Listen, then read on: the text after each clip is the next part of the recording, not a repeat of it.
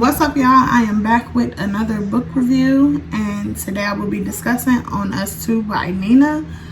Listen,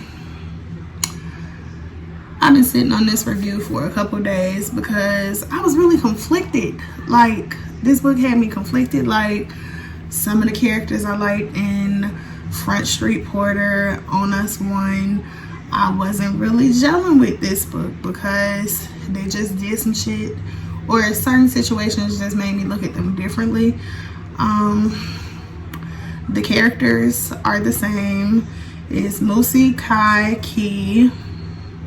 I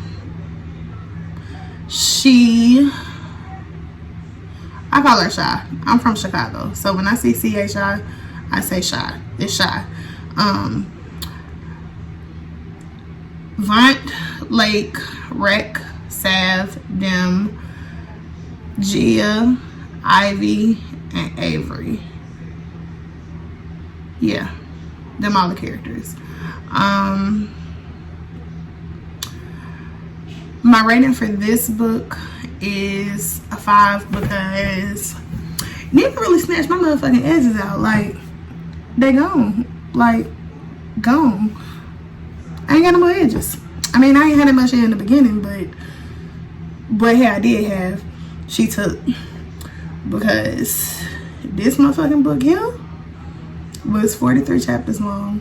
And in the 43 chapters, she literally answered questions that we had from the first 2 books and then gave us more questions for the 3rd book. So I don't really know how to feel because it was a roller coaster for me. It was like,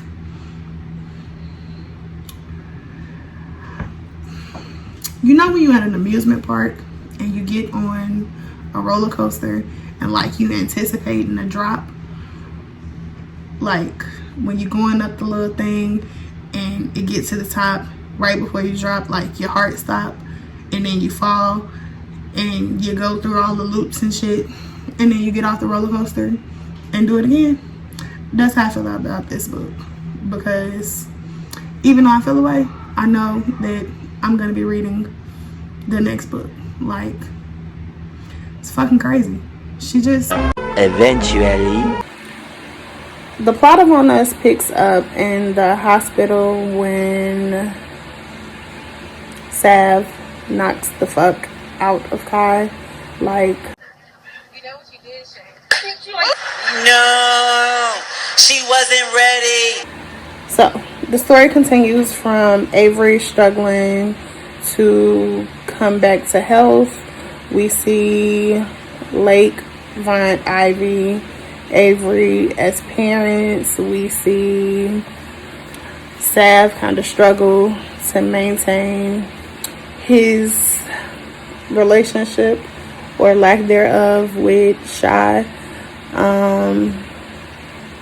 It's a lot that went on in this book. It's not really one secure way to describe the plot other than everything that happened in On Us 1 is explained in On Us 2. And yeah. But if I had like 2 main ways to describe the plot of this book, it would be we see Lake's personality develop more, and then we also get to witness his unlimited, unconditional love for Avery, just in the actions that he make. And we also get to see Vaunt be held accountable for his actions and cheating on Ivy. Let me say that again. We see Vaunt being held accountable for his actions with cheating on Ivy.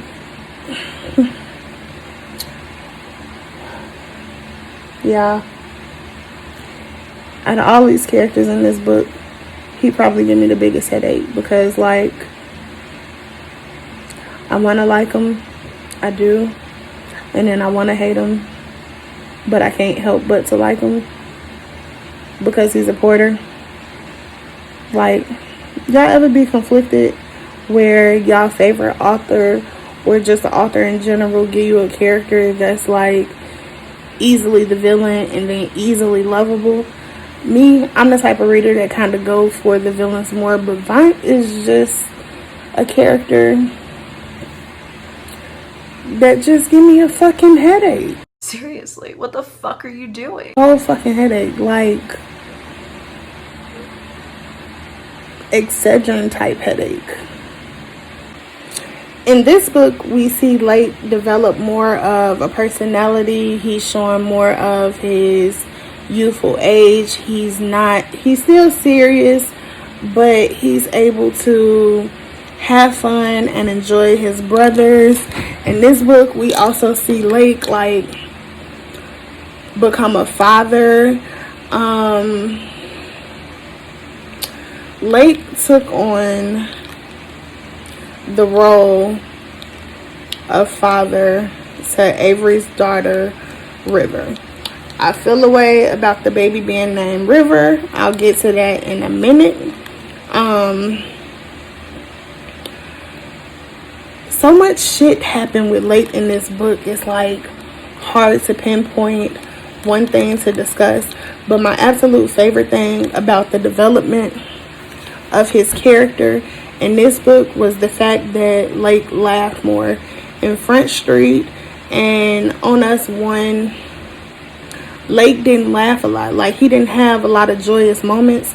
So I think in this book, for me, that was one of the best things about it. Like, seeing Lake actually get to do his thing. Like, he's still the serious Lake, but he has so much more personality in this book. Him being a father, like, I think Lake is an awesome father to River. I'm not even gonna try and say he's stepfather. Listen, the Porters got a whole motherfucking entanglement going on. Like, it's a real entanglement in this book. This is a book of entanglements. Let me tell you about the entanglement with Lake, right? So, Avery has a baby with Kai, who is Vaughnt's best friend from Front Street Porter. And in Front On Us 2, we find out that he's the oldest Porter brother. Bitch.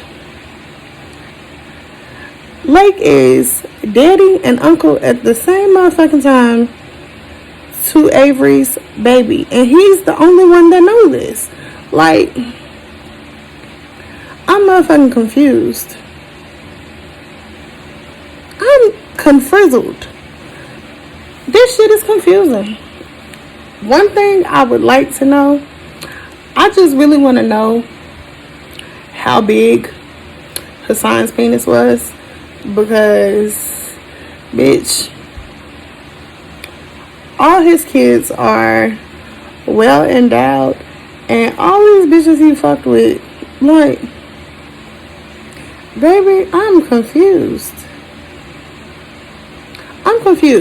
Okay, so for real though, the reason I have a problem with Avery's baby being named River is because I felt like that name should have been reserved for Lake's biological child, seeing as how at the end of Front Street we see Hassan speak that into existence for Lake. I just personally felt like River should have been for his biological child.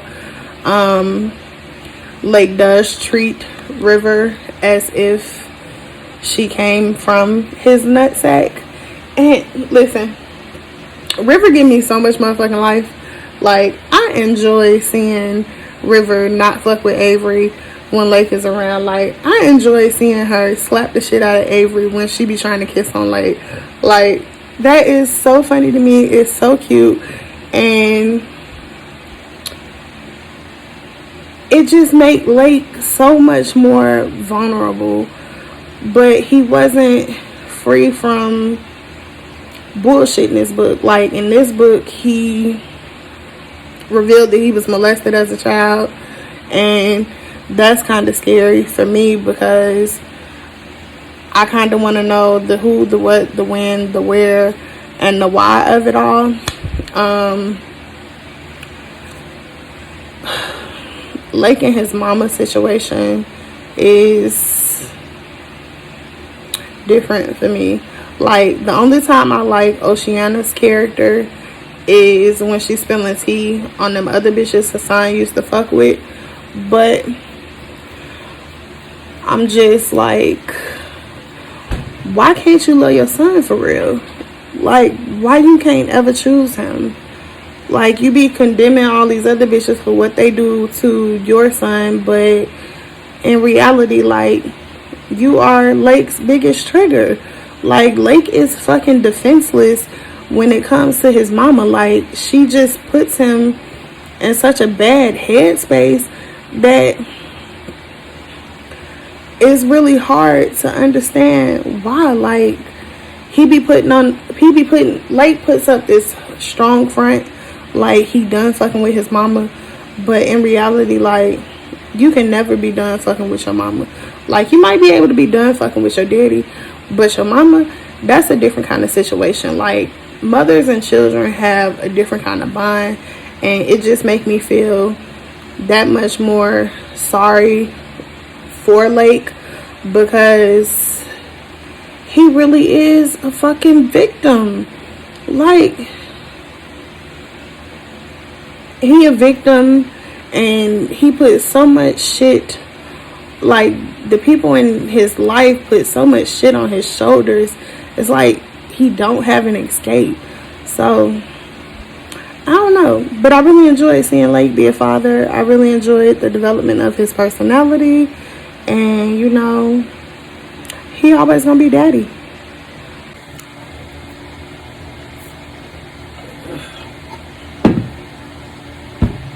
I had to drink some water because what I'm about to talk about is motherfucking crazy.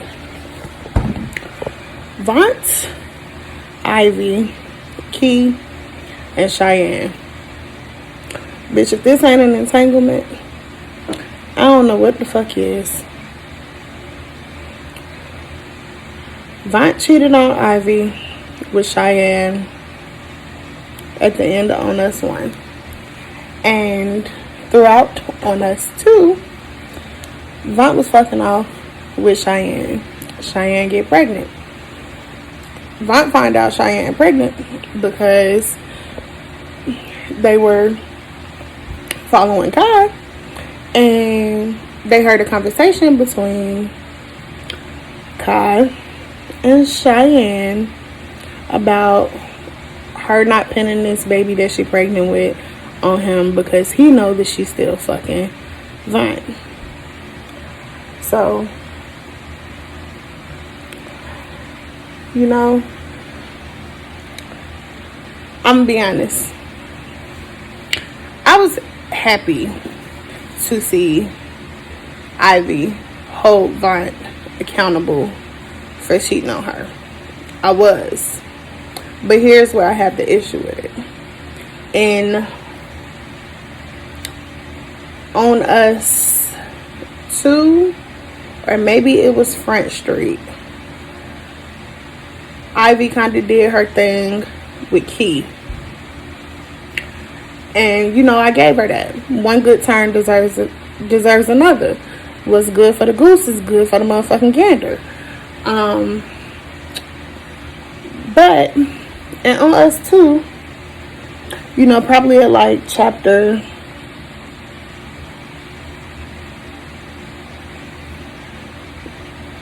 36, maybe a little bit before, maybe like 4 or 5 chapters after she found out this bitch was pregnant, I got tired of it because actually it was more so toward the end when I got tired of it.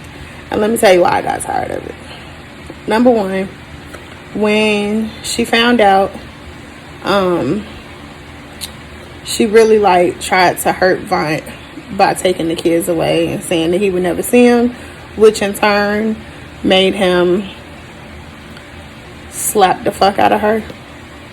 And when I say I wasn't ready for that, I wasn't ready for that. Damn! I didn't expect him to slap her.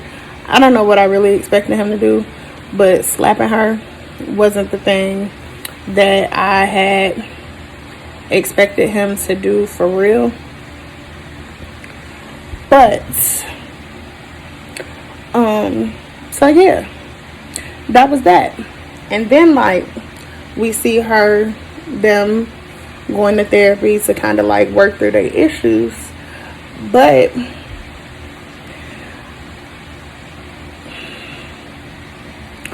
Ivy claimed to couldn't live without Vaughn. She didn't know who she was without Vaughn, but at the same time, she ain't had no problem fucking off with Key. Now, like I said before, what's good for the goose is good for the gander. But what you're not about to do is play with my motherfucking feelings. Like, 1 minute, Ivy is the victim. She's so hurt. She's so hurt. She doesn't know what to do with herself. How is she gonna make it? How is she gonna go on? And then the next, she's sliding down Key pole like she a motherfucking scripper. So yeah, that just frustrated me. I just felt like she wasn't really trying to work on them getting back to them, which is cool. But how I feel, if you ain't finna leave your man, let your man cheat on your ass in peace. Okay? Stop bothering him, harboring on it. Stop asking about these bitches. Not unless you finna do something. if you really don't want to be with him at this point, then let him go.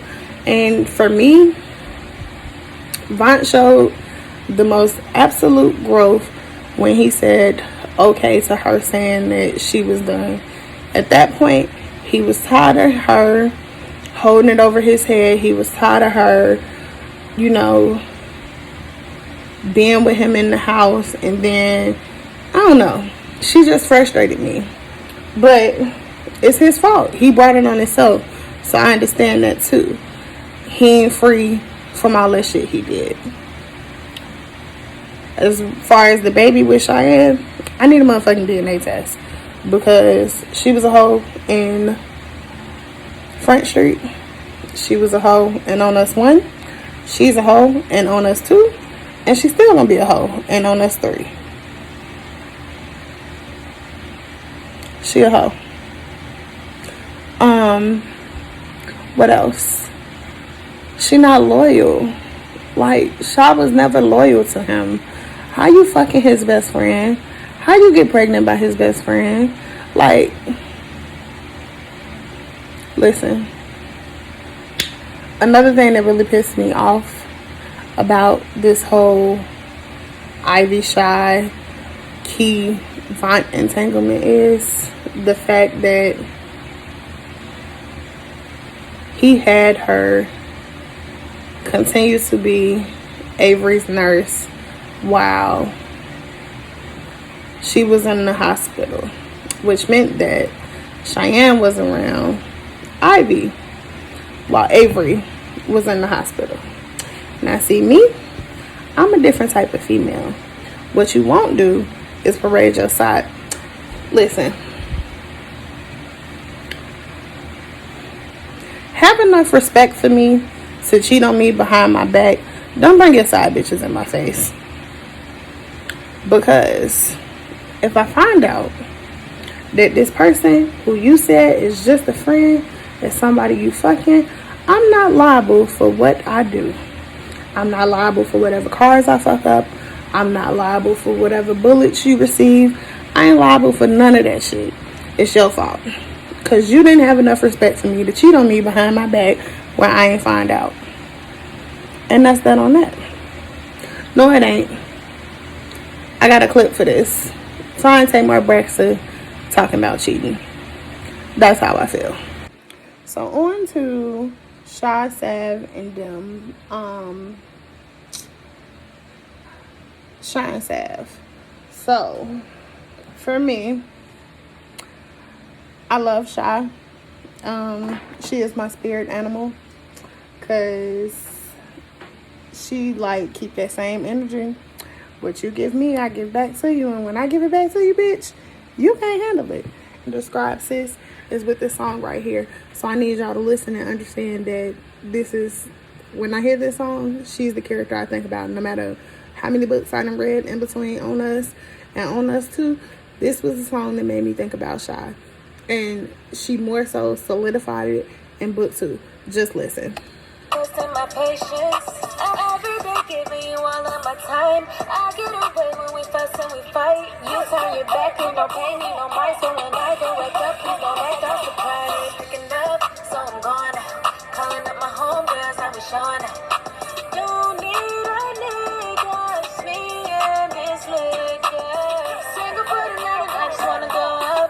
Shake a little less, I ain't showing too much. Little white bounce, bounce, make 'em blow up. Classy bitch, but I'm quick for the club. Bitch, that beat coming in so hard and so nasty. Why you trying? Yeah, so that's what I got for them. I think that Shy and Sav are a good match for each other because they really be matching energy, but they don't understand. Like, Sav, I don't know why Sav won't commit to Shy when, like, he appears to really, really like her. He appears to want to be with her. Like, he don't want to be with her, but he don't want nobody else with her. And she like, no, fuck that. And then there's the whole thing of on whether or not he's still letting them have sex with her. I don't understand it. I don't get it. I'm gonna have to wait to book 3 before I speak on. No. So listen, if she is still letting them and Sav run trains on her, then at this point I question the respect that she has for herself. Like, it's all good and dandy to match energy, but sis, if you trying to be with one brother, you can't be fucking on the other. That's where V messed up. Well, V was never gonna be wife material anyway, but still at the same time. And then on top of that, man, listen, this is gonna be a long ass review. I can already tell it because it's just so much shit that happened in this book. And one of the things that happened that I'm hoping just don't come into fruition is V being pregnant by Sav. Like, at that point, the bitch need to die. Because number one, you was fucking on him when he was 12 or 13. And you was well into your 30s then. So like, ho, you a pedophile for real. Like, for real, for real. Get your life, bitch. But as far as the Sav, them, and Shy entanglement, I'm confused. I don't know. I don't understand it. So we're just gonna have to wait till Nina answer those questions in book 3. I ain't got too much to say other than they match energy with the best of them. And Sav struggling. He don't know what to do with her. But I honestly hope he's not hitting on her. I honestly hope that he's not still running trains on her with them. I hope that the baby she's now carrying after her abortion is his. I also hope that, yeah, that's all I got. I don't know. Alright, so on to the big shit.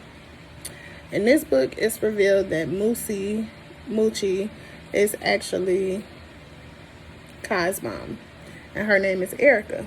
So at this point, not only do I need them to kill her very violently, I need him to disappear too. But I feel conflicted because, you know, he is a Porter brother, and you know the rules of the Porter brothers from their father Hassan is you might not fuck with him, you might not love him, but you don't kill him. So I don't know how they're going to act now that it's coming out that actually it didn't even come out at the end that he was their brother. So the only people that know that he is a Porter brother, son, is Lake, Moochie, and him. And maybe Oceana. I ain't even real sure if she know. But at the end of the day, Moochie, to me, I kind of feel like the reason she can't cut Oceana off is she's the reason that Lake don't fuck with her like that. She's the reason for him. She's guilty of something dealing with Oceana and Lake, and that is why she can't let go of Oceana. That's why she's always trying to help her. I've been ready for her to die since Front Street. It is what it is. I don't like her character. I don't like how she handles the boys, even in a auntie role. She still don't make decisions for the best of them. And the fact that it's now out that she was Hassan's bottom bitch, Erica, like, that put a lot more pieces into play, and then it added a whole lot more questions to the table. Yeah. Rec and Gia, I think that Ivy was wrong for spilling the secrets of everybody in her moment of anger when dealing with Vaughn and his infidelities and their relationship. I feel like Ivy kind of fucked up a good relationship for Rec. Even if him and Gia were to get together, she wouldn't be able to trust him based on the fact that before they got together, he was fucking off. But even though they weren't in a committed relationship at the time. So that's how I feel about that. Yeah. Oh, I want to know how big. You know what? I just need a backstory on Daly, because he might be like one of the smartest niggas in this book. Literally. Like, he got the most sense. He is Lake's conscience. And it's so funny to me watching Lake go to Daly for advice on everything, especially relationships. Like, it's fucking funny. It's refreshing. So, it is what it is at this point. You know, y'all, I forgot to talk about how Dim had to go back to the mental hospital in this book. And that really, for me, watching this one was harder than watching any of the other ones, because for me, this one, he's starting to be able to hide like his off the rocker symptoms more, so that kind of scares me. I want to know about them bodies. I want to know who it was. I want to know where they at. So yeah, for this one, let me see.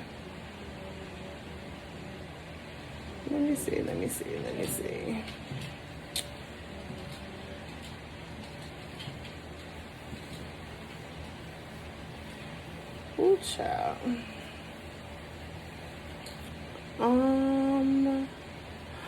I can't find it, but it was a comment on here that said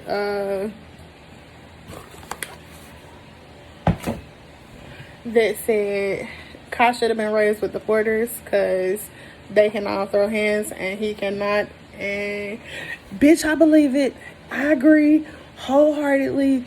He, like, listen. All right, so all the Porter brothers can throw hands, right? So, like, for me, like, this last fight that Dim and Sav had was funny as fuck to me, because I'm like, you can't beat him. He's the older brother. Like, it's never gonna happen. He give him a run for their money, but he always get his ass whooped. But the way he knocked the fuck out of Kai, like, Kai needs to go to some boxing lessons. He needs to learn how to bob and weave. Like, he should have known that he should have just walked away from the scene when he saw Sav come in the hospital. But that's neither here nor there. My rating for On Us 2 by Nina is a 5. The writing was impeccable as always. The character development was good.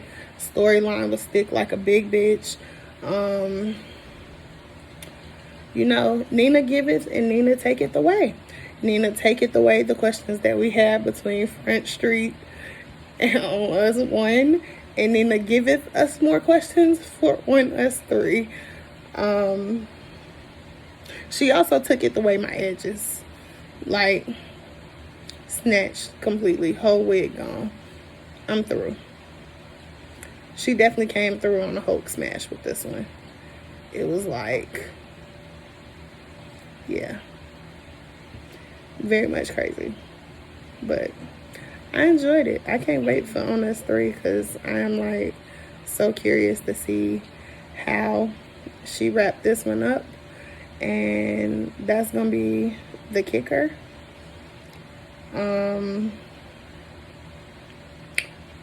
Yeah, it's a 5 all the way across the board.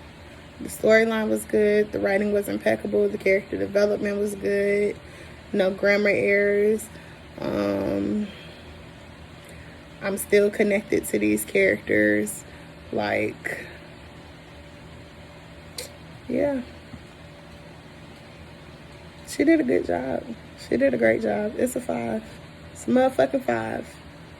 If you've read On Us, actually, if you've read Front Street Porter, On Us 1, and On Us 2, hop in the comments below so we can discuss it.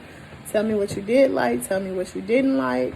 Let's agree. Let's disagree. Let's debate about it. All that. Because this was a banger. It banged. Like, this is better. This book was better than, like, a 10-piece mild extra crispy with lemon pepper sprinkles. But yeah, be sure to follow Brown Sugar Reads on Facebook, Instagram, and Twitter, and also subscribe to the YouTube channel Brown Sugar Reads for more book reviews done by me. You can also DM me book suggestions. I'm open to those, so let's go, let's get it.